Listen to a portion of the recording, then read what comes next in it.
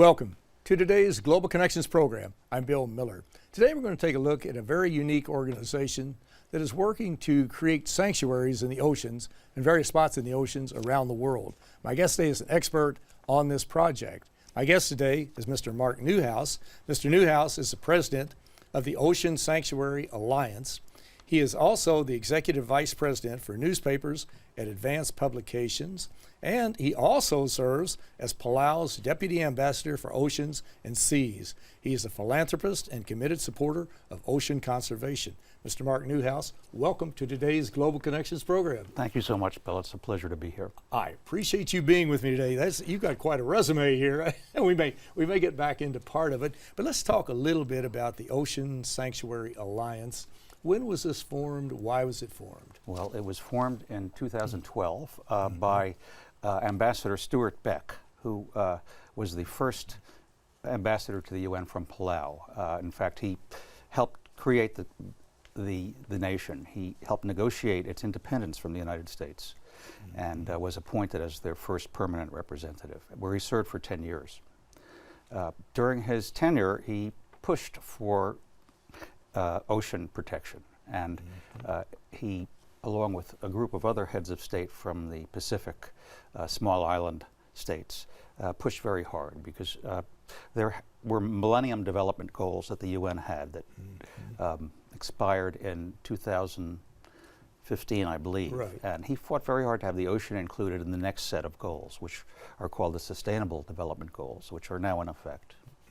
And Ambassador Beck and also Ambassador Peter Thompson, who was his replacement, as I recall, and was Ambassador Thompson was president of the General Assembly for 1 year. They both have been on the program. If people go to our website, they can see interviews with both these folks who did really excellent work, yes, excellent jobs. Well, let's go. We're going to come back to Palau shortly, but the Ocean Sanctuary Alliance, what is your main mission with that group? Well, we have a very specific mission. The Sustainable Development Goals include Goal 14, which is titled The Life Underwater, and it's all about preserving the ocean. There are goals in it that have to do with ocean protected areas, with pollution, with subsidies, with a lot of issues. And we zeroed in on one goal. We're a small organization. We didn't think that we had the bandwidth to try to do everything, and no one does. So we decided to focus on the ocean sanctuaries. Now, there are 17 Sustainable Development Goals. That's right. To eliminate poverty, to eliminate hunger, to empower women, to Do you know all of them? promote. No, I don't. Is this a test? I may flunk this one. But anyway, there are 169 targets, and under each of those 17 goals, you have 10, 15, 20 targets, whatever it might be, and yours is to create sanctuaries. Well, it's more than creating sanctuaries. Most of the goals are very vague. In fact, creating sanctuaries is a vague goal. The goal in Goal 14 is to, by 2020, to protect 10% of the ocean. And unlike most of the goals, I mean, let's take reducing plastic pollution. Not measurable. I mean, if you reduce it, how do you know you reduced it? And if you reduce it, how much did you reduce it? 10% of the ocean is a number. It's a definite number. We can measure it. We know if we made it, and we know if we missed it. Where we are now, by the way, is about 7.8% of the ocean is either protected or has there's a protection plan that's been established and announced. So we have 2.2% to go and a year to do it, and I think we can do it. You can do it, yes. And our viewers can go to your website, oceansanctuaryalliance.org. That's right. And get more information on what we're talking about today. And this really, I believe you mentioned, I think before the program, and maybe we can flash back to Palau for a few moments, and you can tell us a little bit.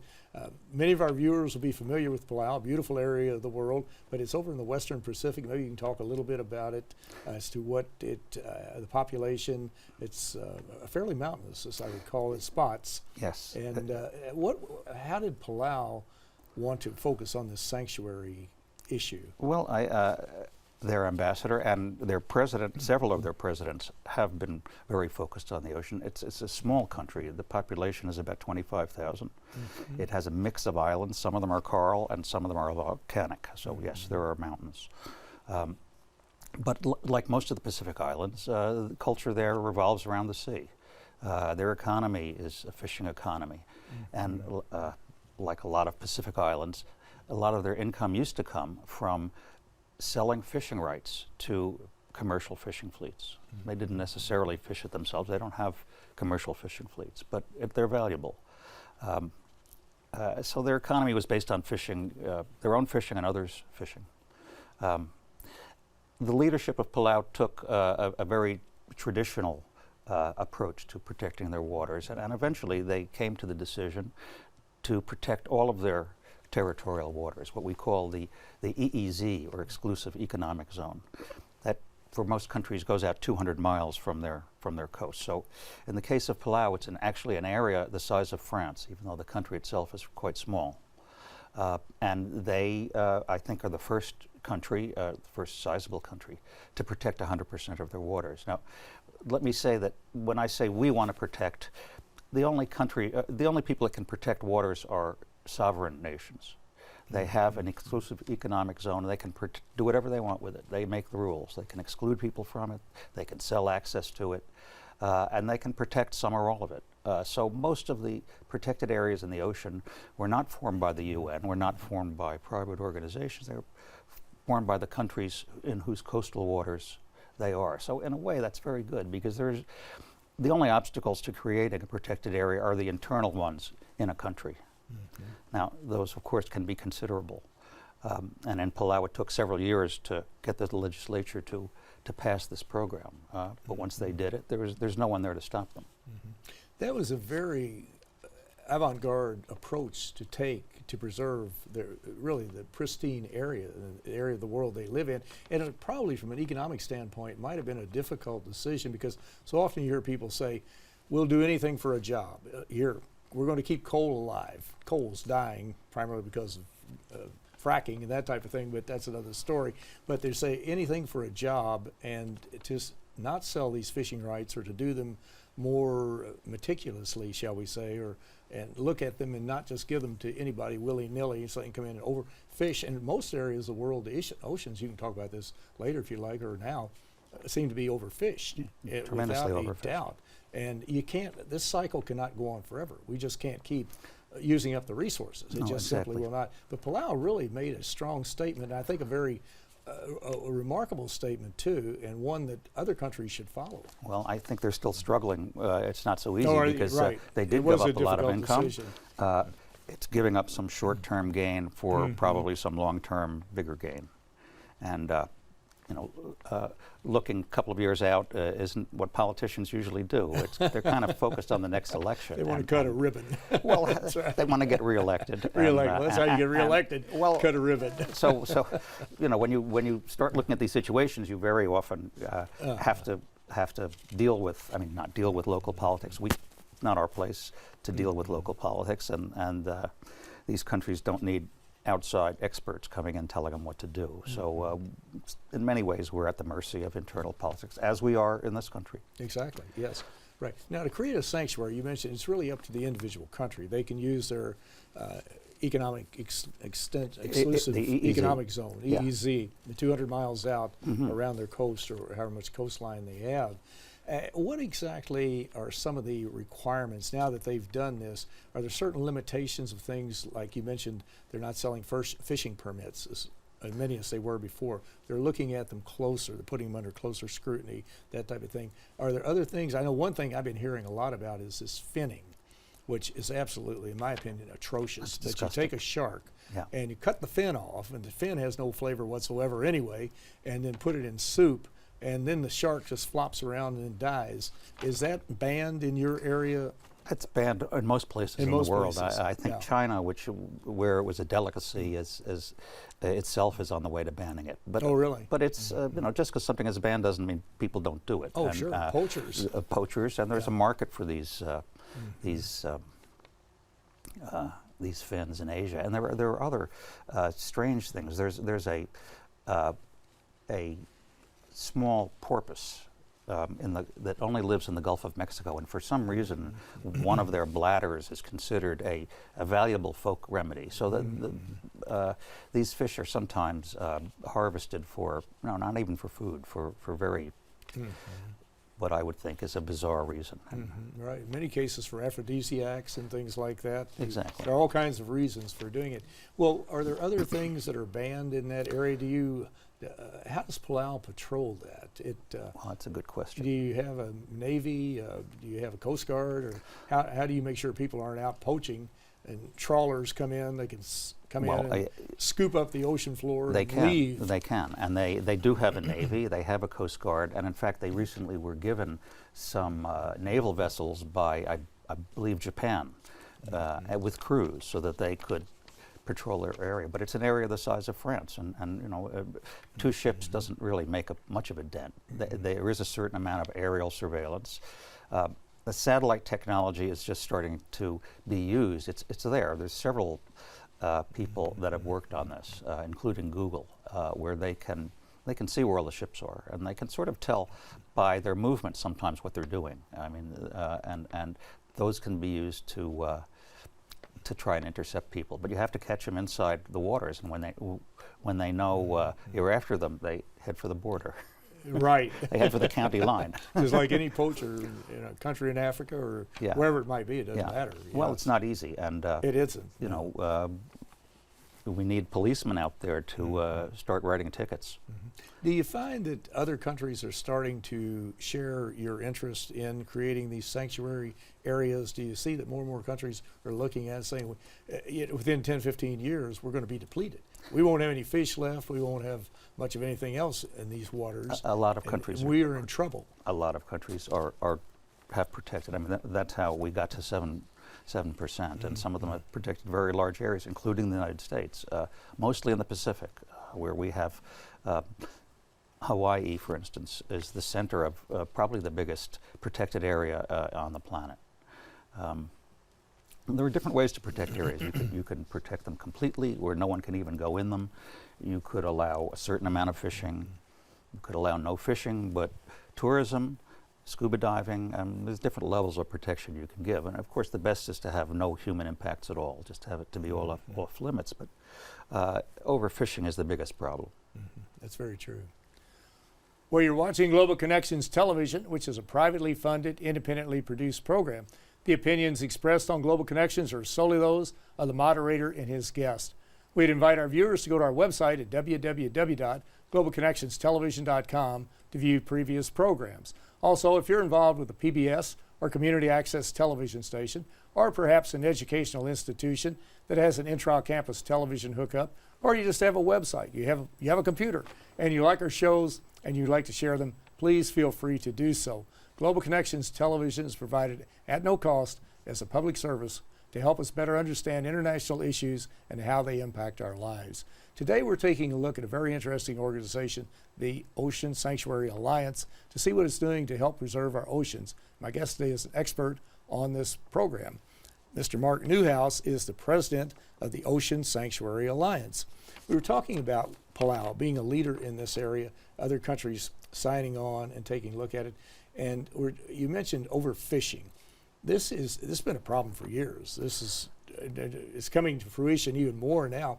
I've seen some studies that say that the aquaculture programs, where they're raising fish in ponds or whatever the case might be, or in isolated areas, that at some point will be 40, 50, 60% of the food supply. Have you looked into that, or do you have any recent statistics on that? Well, I think it's more than half. Oh, is it over half? Yeah, and I think that's going to continue.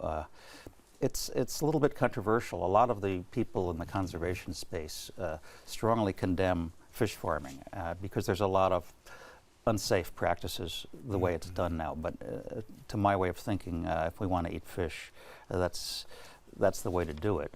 I mean, after all, we farm everything we eat. I can guarantee you, when you had lunch today, everything came from farms. That's right. And you know, that's what civilized people do. They raise crops. Exactly. So yes, fish farming, I think, will become fish more farming and be more important. More in the future, that's for sure. Yeah. It's already here. Yeah. But the thing about overfishing, if I can just go back sure, to that, please. is until about maybe 20 years ago, we didn't have the technology to overfish.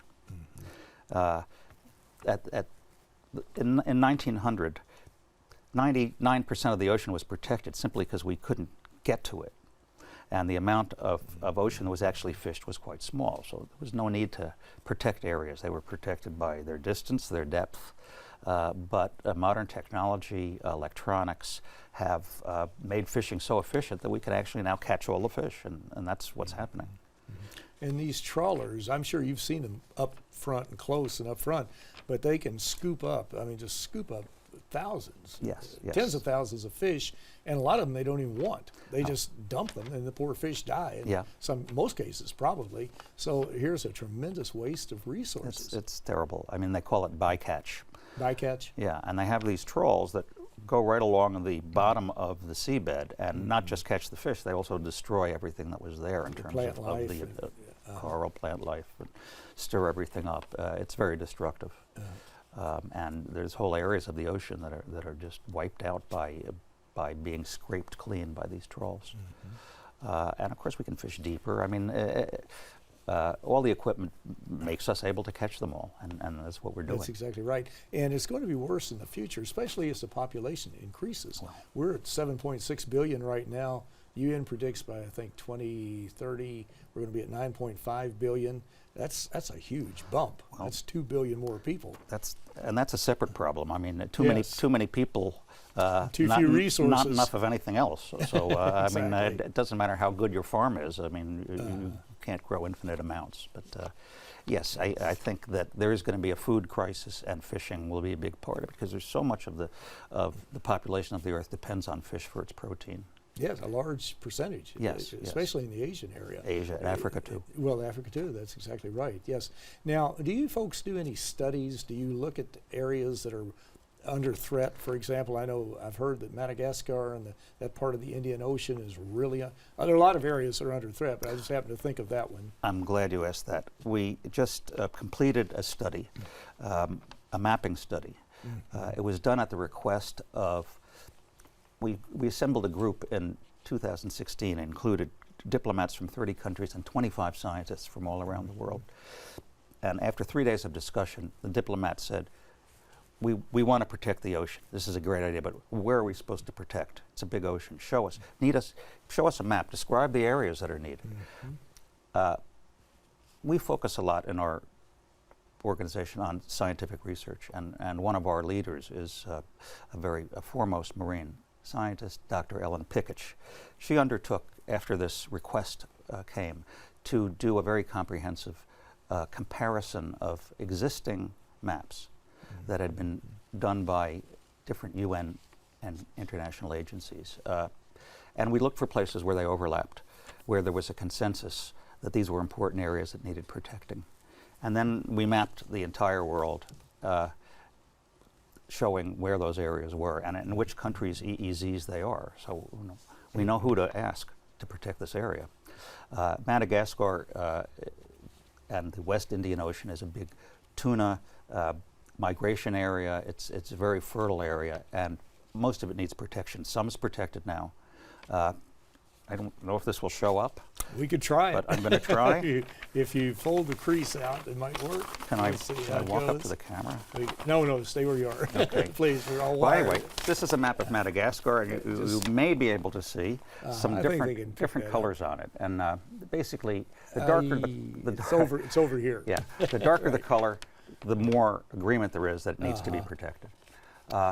Now, you asked about whether countries are interested in doing this. We presented this paper yesterday to the group of Friends of the Oceans and Seas, and there were 20 countries represented at this meeting.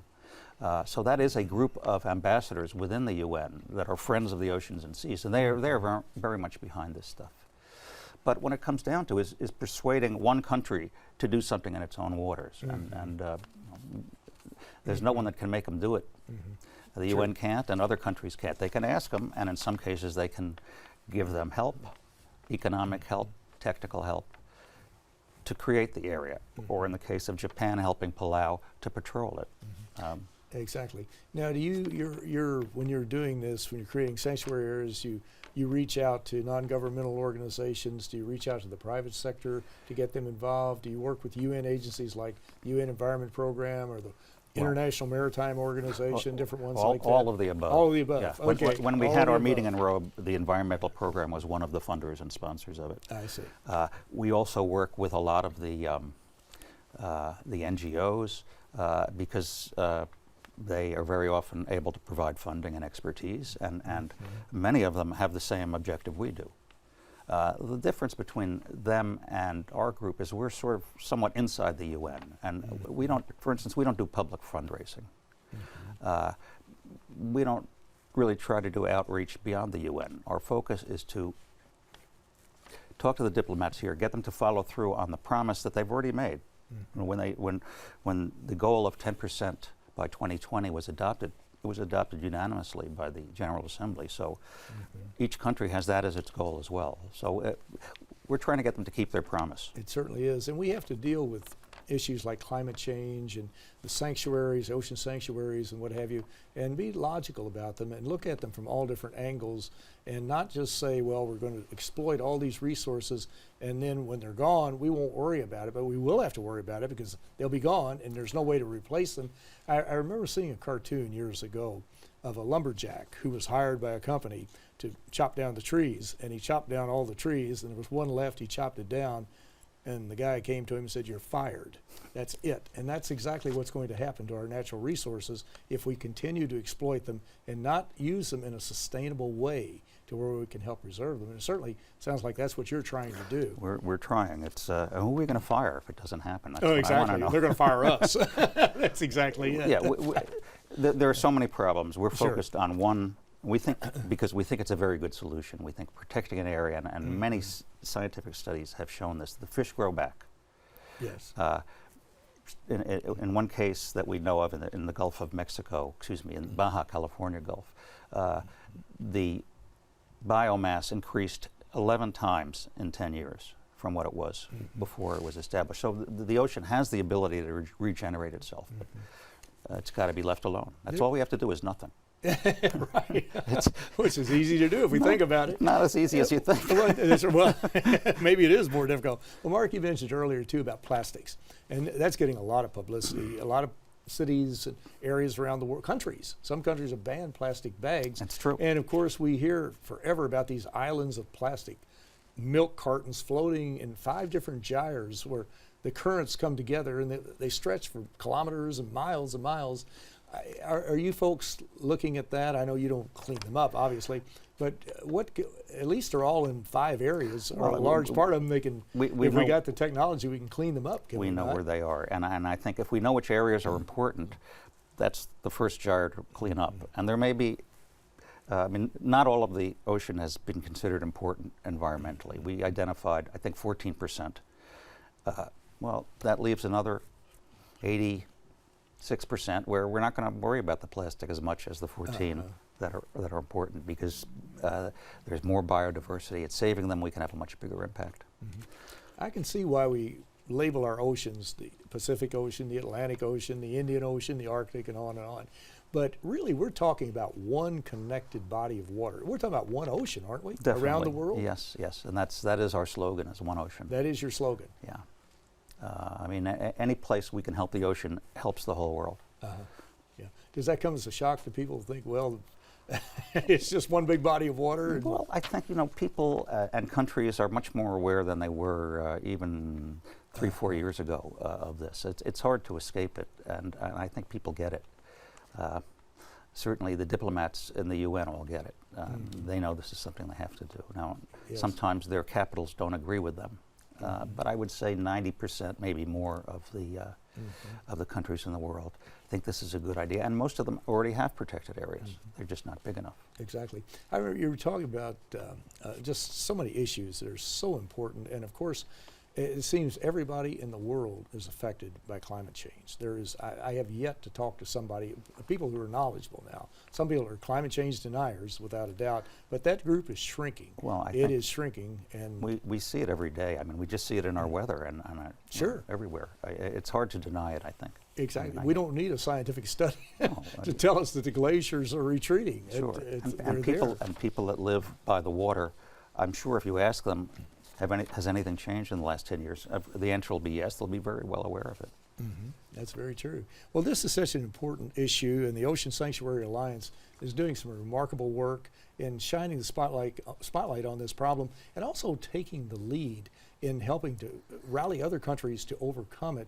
And we really have to work together on this. We can't just do it individually, but you've been Palau's been a tremendous role model, and it's been great. But Mr. Mark Newhouse, I want to thank you so very much for a very interesting and a very informative program. You're very welcome, Bill. Thank you. Keep up Thanks the good for having work. me. Thanks. Okay, thank you. I'm Bill Miller. Thank you for joining us today on Global Connections Television.